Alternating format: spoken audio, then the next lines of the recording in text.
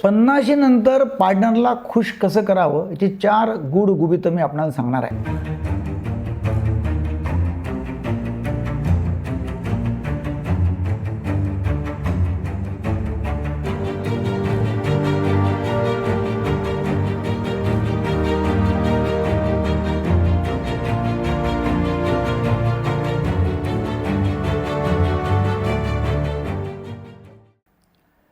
काय होतं की 50 नंतर एक तर डायबिटीज होतो, ब्लड प्रेशर आहे, ज्यामुळे रक्तवाहिन्या छोट्या होतात, रक्तपुरवठा होत नाही, पेनिस सेन्सिटिव्ह होतं कोणत्या ना कोणत्या कारणाने, सेक्स हॉर्मोन्स कमी होतात, टेन्शन आहे, फायनान्शियल प्रॉब्लेम्स आहेत, पटत नाही एक दुसऱ्याशी, मुलांचं एज्युकेशन आहे, खूप काही होतं आणि मग पार्टनर खुश होत नाही, पार्टनर चिडचिड करतो. आणि अशा बऱ्याच बायका आमच्या हॉस्पिटलला येतात की ज्या म्हणतात की मला शंका येते की माझा नवरा जो आहे हा बाहेर कोणाच्या नादी लागला आहे का, हा घरात काही सेक्स करत नाही, पता नाही हा बाहेर करतो का, आणि माझं समाधान काही होत नाही.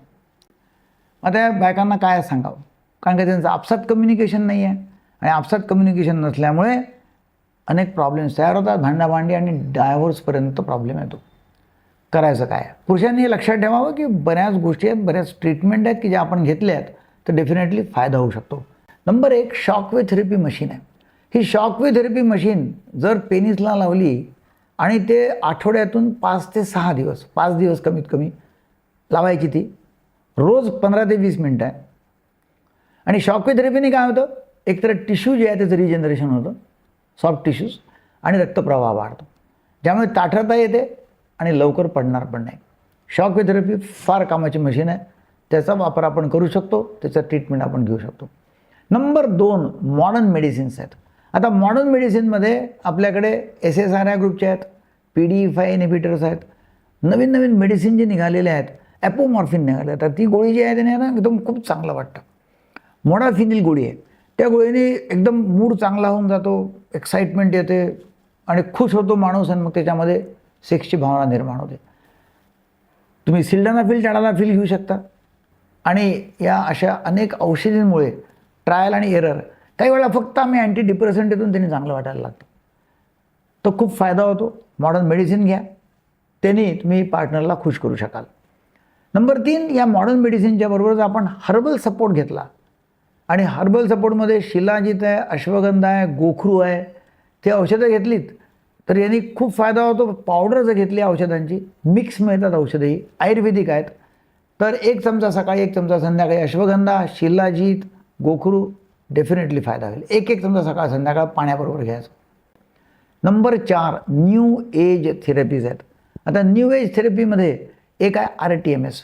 RTMS या मशीनने परफॉर्मन्स अँक्झायटी बरीच कमी होते. त्याचबरोबर सेल्फ हिप्नोसिस जेव्हा आपण शिकतो त्याने परफॉर्मन्स अँक्झायटी कमी होते. जे निगेटिव्ह कंडिशनिंग झालेलं आहे किंवा जे सबकॉन्शियस माइंडमध्ये असं एक हॅबिच्युअल होऊन गेलेलं आहे, लवकर पडायचं किंवा ताठरता नाही याचं, ती हॅबिट तोडण्याकरता मदत होते सेल्फ हिप्नॉसिसने. ते जर आपण केलं तर डेफिनेटली फायदा होऊन जाईल आणि आपलं सेक्स लाईफ एन्जॉयबल राहील. सेक्स ही भूक आहे, जशी अन्नाची भूक आहे तशी सेक्सची पण भूक लागते, आणि मग जर ते पूर्ण झाली नाही तर प्रॉब्लेम आहे. लोकांना भूक लागते तर मग ताठरता येत नाही, तर काही लोकांना सेक्सची भूकच लागत नाही, म्हणजे सेक्सची इच्छाच होत नाही. त्याकरता लोक येतात की बा मला पहिले मजा खूप यायची, आता मी ते मजाच नाही करू शकत, मला इच्छाच होत नाही. तर अशा अनेक प्रॉब्लेम्सचं सोल्युशन घेणं आवश्यक आहे, आणि ते सोल्युशन आम्ही देण्याचा प्रयत्न करतो माझ्या चॅनेलमधनं. चॅनलला आपण सबस्क्राईब करा, लाईक करा, शेअर करा, आणि याचा अवेअरनेस लोकांमध्ये वाढवा. Thank you very much.